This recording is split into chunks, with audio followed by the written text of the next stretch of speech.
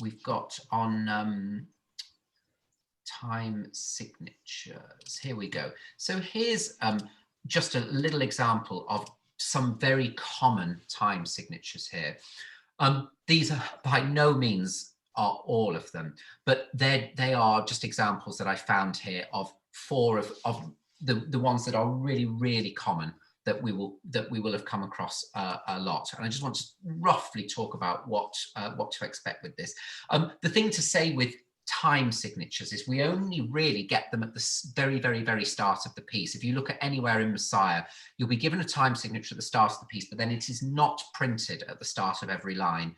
The key signature always is, but a time signature is only printed at the very beginning unless it changes, in which case you know that there's something quite significant if you see a time signature somewhere during a piece. There's quite a fundamental change coming if you see that. But yes, key signatures, beginning of every line, time signatures only at the beginning, or if they then change.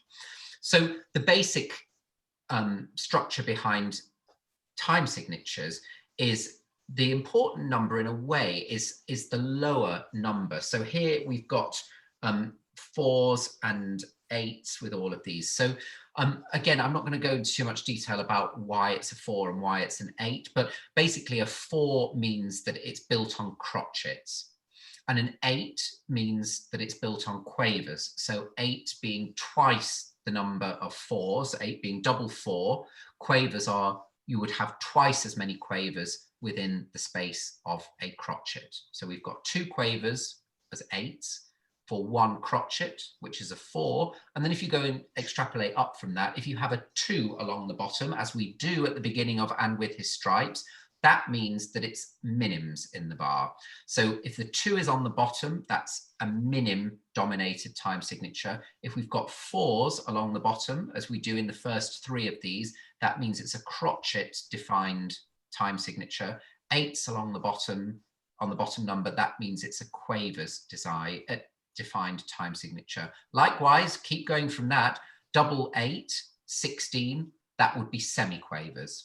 And we're not dealing with music that's any more advanced than that. So the lower of the 2 numbers on the time signature there is just giving us our basis for what is the prevailing dominant note value, if you like, for each bar. The number above that just simply tells us how many of them there are in the bar. So the first example here, we've got 2 lots of 4s, so 2 crotchets per bar. Next example, 3 crotchets per bar. Next example, 4 crotchets per bar. We've done stuff in 5, 4. We've done stuff in 6, 4, and so on. And it can keep going, keep going, keep going.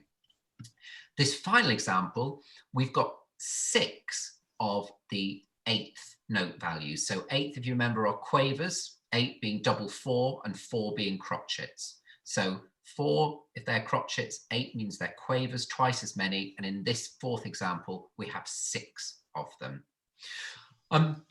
There is again, you can literally make up any examples of time signatures. There's no such thing as a sort of invalid one. I've seen time signatures that say sort of 15-1 and 26-7, ridiculous things. I mean, again, this is music that we would never cross our paths, and it's music that actually I don't really ever deal with. But just be aware that actually we are looking at the basic examples that we will come across most of the time, but there are millions of other potential permutations for time signatures, be it the dominant note value, be it 2s, 4s, 8s, 16, 32s, or even 1, and then the number of them within the bar, the upper number of the 2. You can basically have an infinite number of possibilities. The last defining feature to mention about time signatures is this idea of compound versus triple. And again, this is a little bit of a niche thing that I don't want to spend too much time on, but again, what I describe now is something that we will all be innately aware of. And I just want us to discuss the fact that this is something that we're probably aware of already. So compound time signatures are time signatures where we're building on 2s and 4s within the bar largely. So we're dealing with crotchets generally, and the dominant structure and feature of that bar is multiples of twos, fours, eights, etc., etc. Very often, a compound time signature is written just with a C at the start. I had a quick skim through my Messiah score, and I actually couldn't find any that were written like that, but it would be very, very normal for a time signature in 4/4 just to have a C written where the time signature is. And you will have seen that somewhere, even if you've not consciously clocked it, but lots of the music we have sung will have just had a C, where you might expect a time signature, where here we're dealing with numeric examples. They're compound time signatures. No need much more to say about those. Triple time signatures, rather than build on 2s and 4s, are generally built on 3s and 6s. So actually in our 4 examples we have up here, 2 of them pretty much are compound times, the 2/4 and the 4/4, and then the triple time, perhaps the 3/4, but less so. I would be more inclined to say that we're dealing with compound time, but definitely the 6/8. And if you think of a 6/8 time signature, or a 3/8 time signature, or a 9/8 time signature, 6/8, we've got 6 quaver beats in a bar, and how often that 6/8 ends up being 1, 2, 3, 4, 5, 6, 1, 2, 3, 4, 5, 6, da, da, da, da, da. So we're in triple time. And don't worry if that's all feels a little bit sort of vague and obscure. It's not important, really. It's just, that's a short explanation of what that means when we see those. Don't worry about compound and triple time. Don't worry so much about what the lower number of those time signatures means, but do clock what the upper number says, because that's very often going to give us our dominant structure for each bar, whether it's 2 or 4 or 8 or 6 or 15 or whatever it is. That's going to be our sort of dominant number of beats in a bar, whether those beats are crotchets or quavers, etc. So I just wanted to do that, because that's, knowing what the time signature says is obviously the kind of defining framework for the rhythms that we sing. I'm more interested actually in the idea that we just stay focused on the rhythms that we're singing and understand what those actual notes on the page mean in relation to one another. But it is useful just to backdate that to see the wider context and what the time signature says at the start. So the other bit of information at the start of the page, and actually at the beginning of each line, is the key signature. And the key signature is again providing us with a useful bit of information. I'm just going to show you a little slide now. Key signatures. This is a very comprehensive view of key signatures, lots here. We've got along the top all our sharps, our potential sharp key signatures. Along the bottom, all the potential flat key signatures. Again, with the music that we're singing, it's unlikely we're going to enter into the realms of these latter 2 examples to the far right on both sharps and flats.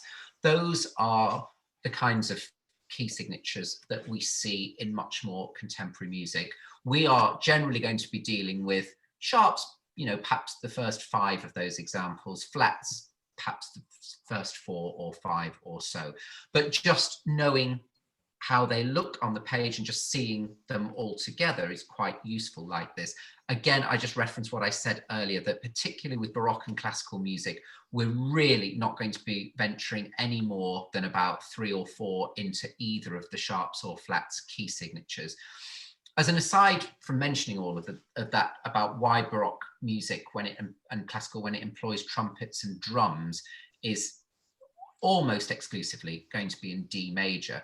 The other reason is actually because back in the day, instruments used to be tuned in very specific ways. When people tune instruments now, we calculate tones and semitones moving up there are sound waves in all of those, and they need to measure certain distances, and they need to be within certain minutiae of wave rotations for everything to sound in tune now with what we call equal temperament. And equal temperament is basically ironing out all of those intervals so that it roughly sounds okay in whatever key we play in. Back in the day, 400 or 500 years ago, people used to tune instruments in very different ways. And they would, for example, have a much bigger interval between a C and a D than they would between a D and an E. And then the interval in the next tone up between an E and an F sharp would be different still. So again, there's a whole, you could talk all day about the science and the history of key signatures, but that meant therefore that if you played in certain keys, it would sound to us wildly out of tune. And I once did some concerts in Germany, and there was a keyboard instrument there that was, you know, from Bach's time. And if you play in D major and A major and C major, the kind of core keys that Bach and everybody would have been writing in, it takes on an extraordinary character. It's very difficult to describe exactly. It's not better, it's not worse, but it just takes on a very different sound world. I'm not being very articulate. I can't quite describe what it was like, but if you play an instrument from Bach's time, or something, an instrument that is tuned in the way Bach would have known his instruments to be tuned in D major, it takes on a very distinct sound world. The flip side of that is if you play something in F sharp major, or one of these wild keys that has 6 or 7 sharps now, Bach and Handel and Mozart never, ever, ever, ever, ever wrote music in those keys. And if you try playing those keys on these old instruments, it sounds wild.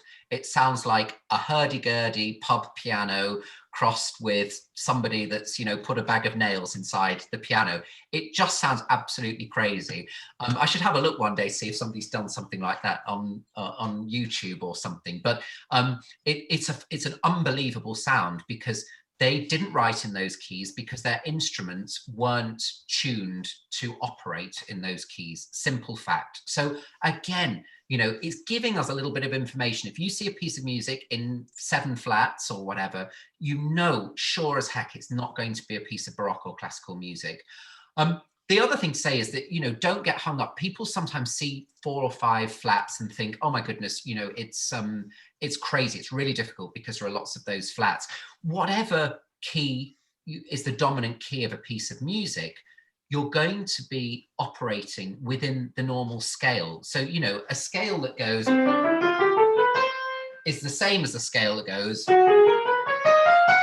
They're the same intervals, it's the same shape, it's the same pattern. They're just in 2 different keys. The first one of those was in C major, no sharps or flats.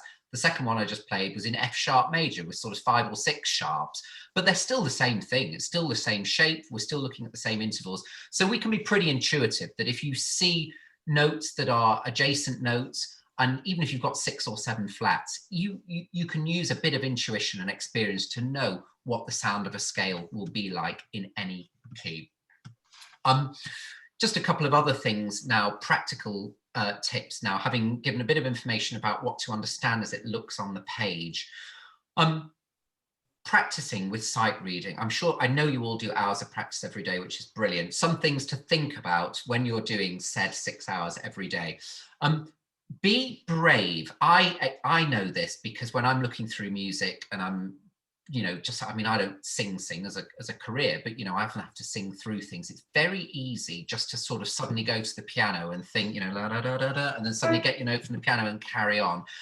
Pianos, and, you know, get a piano app on your smartphones and whatever you can, just for finding your notes. They're brilliant, but don't let it become a safety net where you're referring to it for every single note. The best thing you can do is look at a phrase, give yourself the starting note, and then just say, whatever happens, you're going to finish that phrase and have a go sight reading it, and check the end note. And if you're off, don't worry, just go back and then maybe break it into half, study it in 2 halves, give yourself your note for the beginning and end of each half. And then if that's fine, great, start filling in the gaps and so on. But be a little bit brave, and it's definitely the best way. And the more you get used to that, and the more you see strange intervals, and the more you can sort of overcome them yourselves, the more it will feed back into general sight reading experience and confidence. With this idea of kind of throwing yourself at it a little bit more comes the physicality element. And I know when we've had live rehearsals, you've all heard me say this lots of times, commit to it physically. The danger is, you know, and I find myself doing it when I'm playing the piano as well. You've got your score there and you kind of tentatively sort of finding your way a little bit. And you're, you know, if it's me playing the piano, I'm hunched like this. And if it's people singing, it's often kind of not breathing properly and just sort of staring into our scores. As best you can, just commit to singing it physically. Breathe well, keep relaxed. How's the posture? If you're looking at something for the first time, are you squinting? Is the head going forward and into the copy? The best thing you can do is sit and hold your copy, even if you've never seen it for the first time, but treat it as a proper bit of singing and approaching it physically and mentally in a very prepared way, even if we don't know what the notes are or whatever is coming next. Tentative sight reading, where we're kind of finding our way and perhaps slipping in the gaps between some of the notes, is not much help.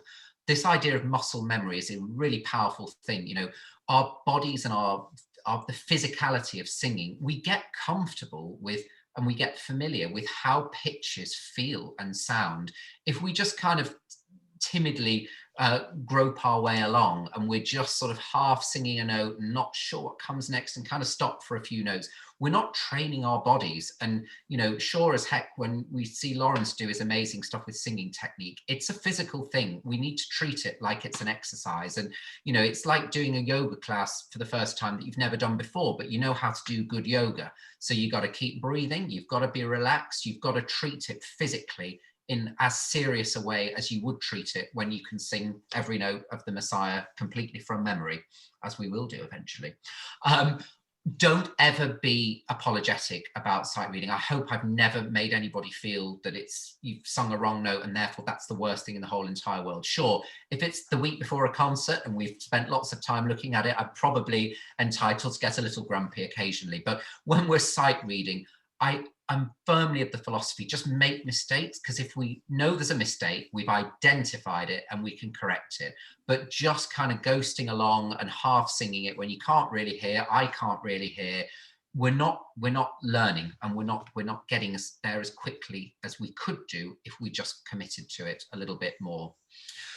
With our own sight reading experiences, everybody's going to have our strengths and weaknesses. Some people are great on rhythms, less good on pitches and intervals. There's no problem at all, but identify where your strengths and your weaknesses are. You know, pencils.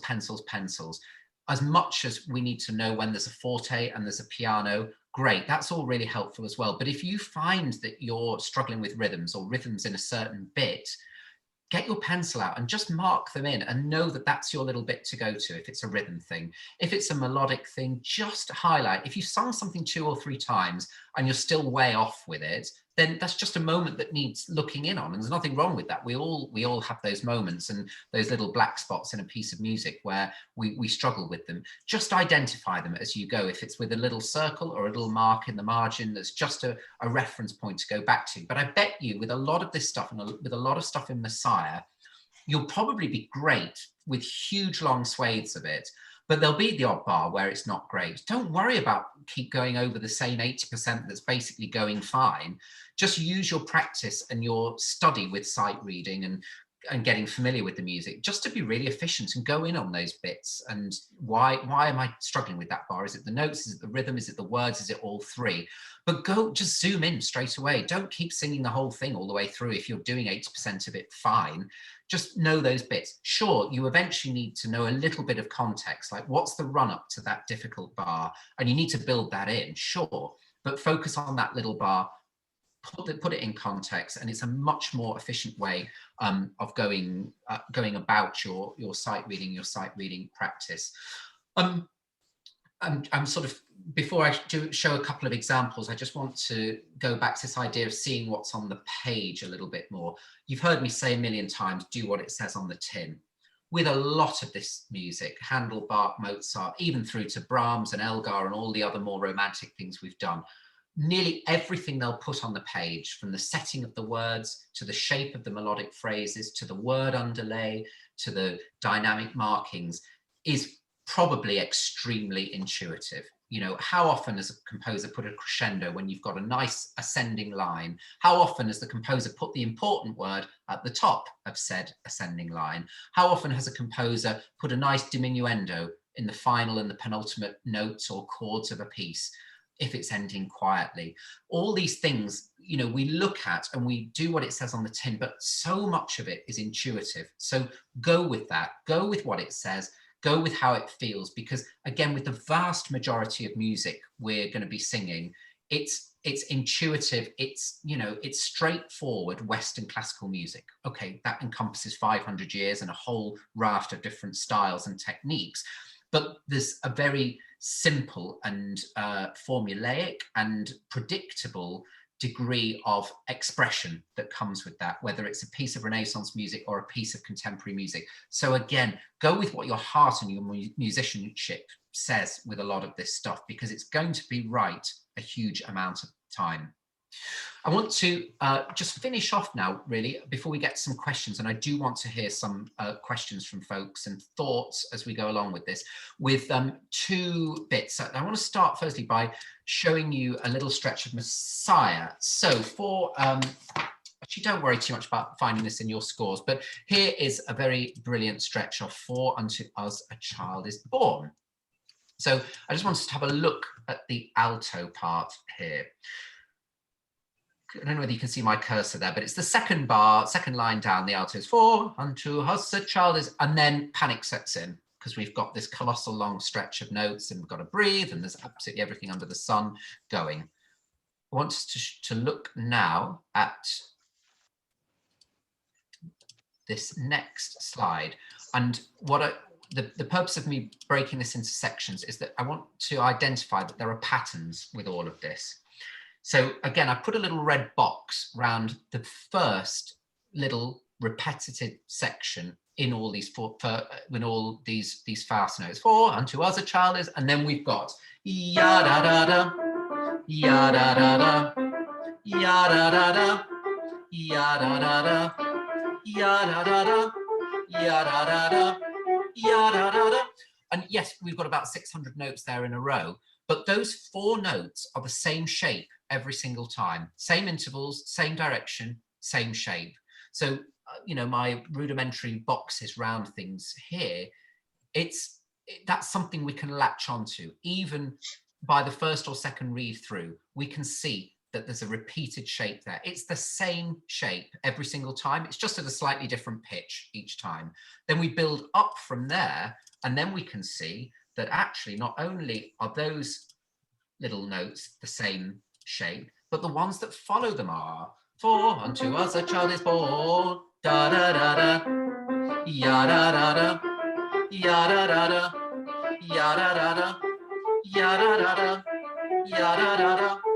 And then a slight change to the one that I've marked red at the end there. But you've got an alternating pattern there, which is the same. It's not as straightforward as the previous one with red boxes where it was the same every single time, but we've got one that alternates.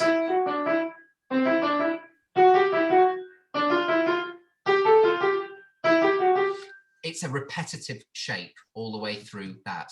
And then once we've done all of that, we can see with my 4th slide that actually it's suddenly a whole stretch that's the same. Ya da ba ba ba ba ba, and then we've got ya da da da da da da dum, ya da da da da da da dum, ya da da da da da da dum, ya da da da da da da dum, ya, and so on and so forth. The red one at the end, it just changes ever so slightly. But those green ones are blocks of 8 notes where we keep getting the same shape, basically. And then if we zoom out again, it's basically 1 bar per shape. You know, that's zooming in a lot of detail with those, but it's the kind of thing where I know what it's like to look at that and you think, crumbs, million notes in rapid succession, what on earth is going on?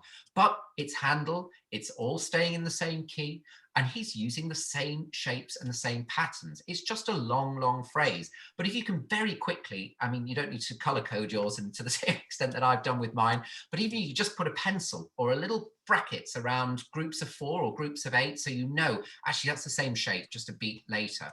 When you're reading this through early on or seeing it for the first time, you can identify these things pretty quickly. And eventually, you know, we need to get all those notes really sung into the system. But early on, when you're first seeing this, the first 3-4 times that you're reading through that chorus and it's going quickly, you can spot where these are, and you can find your little anchors within that long phrase. It doesn't matter if you get seven of the notes wrong, but you get the first one of each group of 8 correct, and you land that perfectly. That's brilliant, because that gives us, and it gives me, when we're all working together, a long journey. I don't want you to sing the first 3 notes absolutely perfectly and then lose you for the next 67. I'd rather you get 8 notes correct, spaced throughout the phrase, and then we'll worry about the bits in between, sure. But that's giving you some journey, that's giving you some longer term structure with all of this. The last little bit of an example from Messiah I want to show you is this. So final chorus of the Amen, you don't need to look it up in your scores, but I've singled out the soprano line here. Just before you look at the soprano line specifically, look at that. There's a hell of a lot going on that page, sure. Every part's going hell for leather. Every part's on its own. There's quite a lot of rhythms going on. Okay, the words are pretty straightforward. It's just Amen. But if I looked at that, I'd think, right, that's a busy stretch of music. Have a look at that soprano part now. Yes, it's quite a big range, actually. You know, we go down to an A at the end of the first line, and then all the way to a top A, just about halfway through the bottom line there before the green line stops. But what's amazing about this stretch is, bar the first couple of notes or so, it's all stepwise movement. It's all adjacent notes. If I just play it slowly, okay, here's one interval, but then from now on,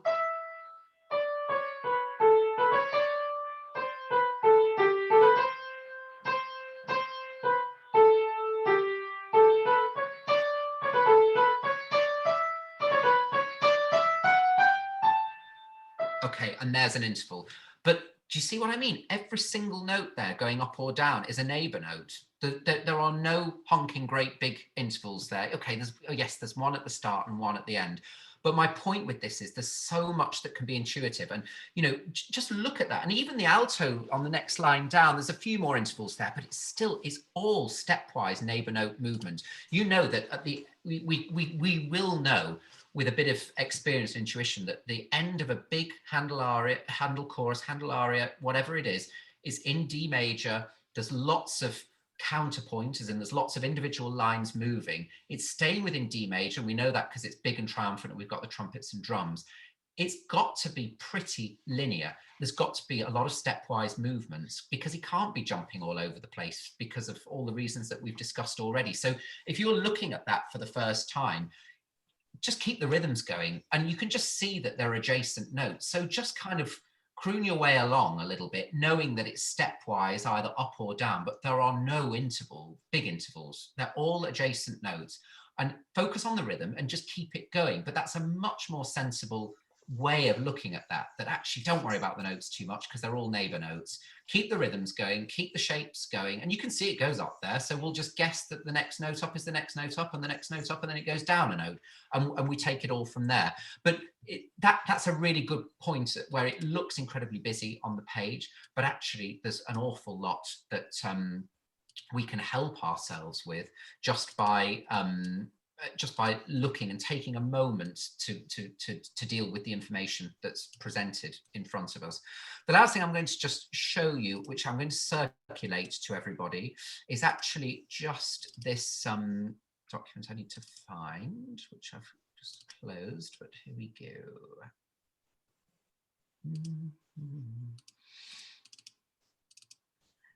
Here we go. I'll circulate this. I don't need to really explain much of this, but intervals, particularly when we get onto more advanced music, we can help ourselves really with practicing. So I've given every potential ascending interval and descending interval here, and underneath it a little famous tune. So, you know, it's really self-explanatory. I'll circulate this so you can all see it and have it. But you can practice this, just pin it to the front of the fridge, and every morning have a practice singing everything from Happy Birthday to My Bonnie Lies Over the Ocean, and know what those intervals are like. It doesn't matter particularly if you're not able to immediately see, oh, that's a minor sixth on the page, and that's a descending major seventh. That doesn't matter particularly. But if you get comfortable with knowing what intervals feel like, and you're able to say, okay, I know that that interval is roughly within that realm, and I know a well-known tune or melody or something that can help me anchor what that interval may be, then that's incredibly helpful. And even if you just treat this in isolation, aside from any music that we're actually studying and learning at the time, this is just really good practice to get familiar with pitching intervals and knowing where they are. You can start these on any notes. You just want to start at middle C as your sort of first note, and then do everything from the notes surrounding middle C. That's fine. Do it from a G if that's easier, or I mean, you can use any note as your starting note, but just have a practice doing this. You can do it at the piano or do it without the piano. See how well you can do without finding your notes, or a keyboard on your iPhone or similar. But these are really, really helpful. I know lots of professional singers that still practice doing things like this, because it just means you get really used to honing straight in on those pitches and those intervals and get very comfortable with tuning. Great, folks. I've thrown a lot at you. Tell me any thoughts. Is there anything that's unclear that I can go over again, or anything, comments, observations? Go on, Tony, you've got your hand up. Yeah, on the British stripes, there's a tie bar on many of the notes with a cross on it. What does? Let me just have a quick look. Which page? Sorry, you get the page. Have you got a page up there? 102. So are you look looking... Go on. Bar 3 on the soprano line. It's got a what on it? Sorry. It's there's a tie bar on the heel with a cross on it with a downward stroke. What does that signify? I haven't got that. That's what mine is. Very scientific, isn't it? Is it? Am I looking at the wrong thing? And with his stripes, I've got that. Bar 3 of the soprano. Yeah, and all the way through, all the tie bars have got a vertical stroke through them. I haven't got that on mine. This is in the Novello version. It's not in. It's not in other. Can you show me? Can you just hold it up to the camera? Has anybody else got this, or does anybody else? Okay. Just move it ever so slightly. Okay. That means that's to do with the word underlay. It just means that you keep the syllable going. He led. Oh. But the line through it, I think, is just an old-fashioned way of showing that it's editorial, that Handel didn't write that.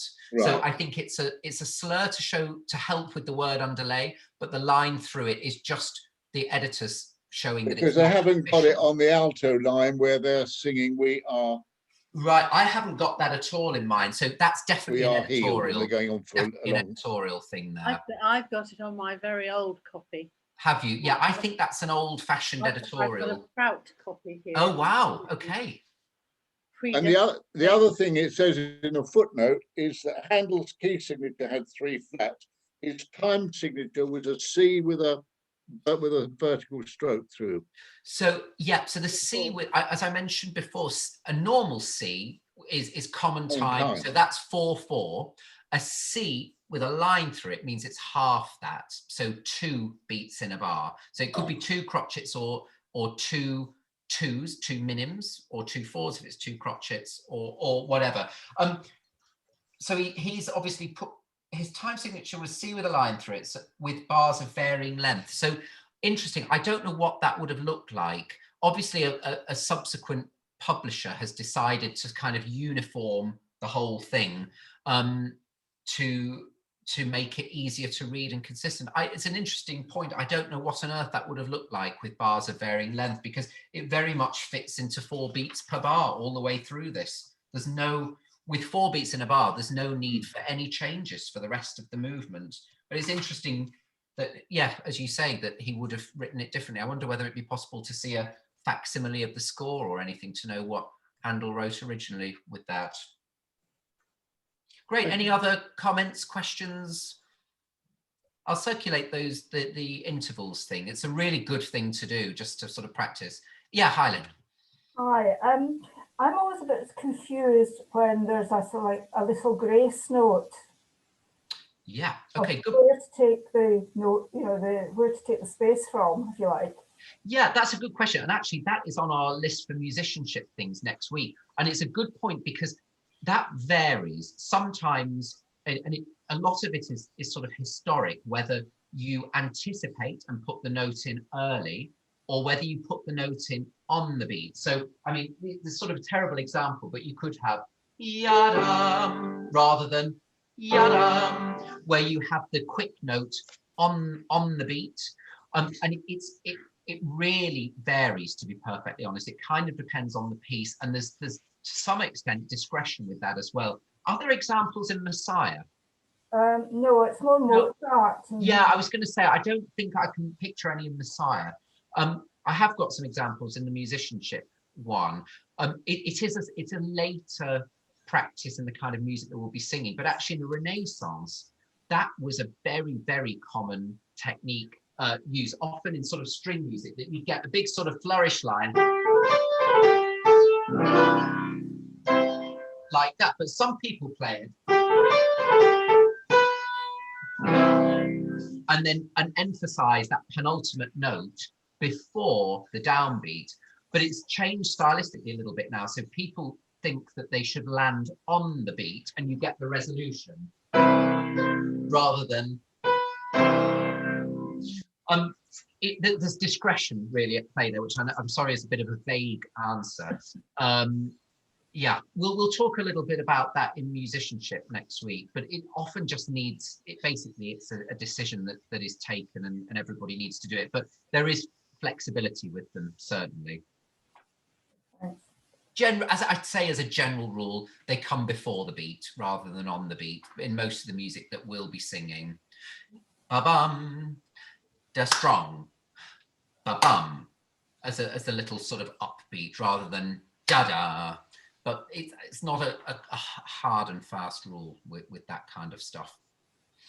But yeah, I'll go back to I'll finish by just giving my final resounding plea, really, which is just this idea of just keeping going. Actually, I think rhythm and direction is so terribly important with this stuff. I mean, the words are the least important thing, and then the notes are somewhere in between in terms of importance. But the notes won't happen unless we keep going. There's no point grasping in the dark to find that B flat if the rest of the choir is now a bar ahead of you.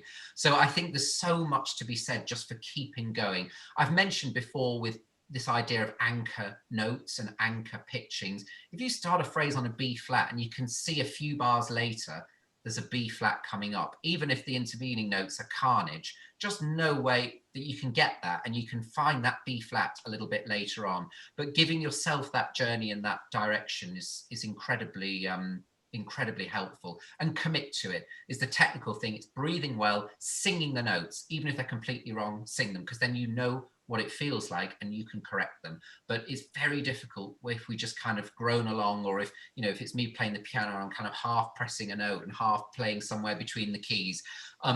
Some decisive approach to it is way by far the best thing to do, and then you can correct it back from there, and then we're internalizing it through muscle memory, etc., etc. Thanks folks very much indeed. So our next session in 2 weeks is musicianship. So there'll be a little bit talking about kind of identifying key signatures and time signatures, but it will be very much building on from what we've looked at today. But we where we are with Messiah now, I think we're largely there with the notes. But when we meet on Wednesday, bear this in mind, that you'll probably be fine with huge swathes of it. But if there's a bit you sing once and you don't get it right, just kind of make a mental note. But if we sing it again, and the third time and the fourth time, and it's still not right, just flag it with a pencil, and then you only need 30 seconds to zoom in on that bar to fix it, without worrying about everything else that you sang that was probably absolutely fine prior to that.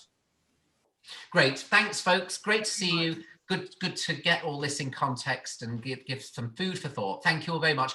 See you on Wednesday. Enjoy the sunshine in the meantime. Bye. Thanks, folks. Bye-bye. Thanks a lot.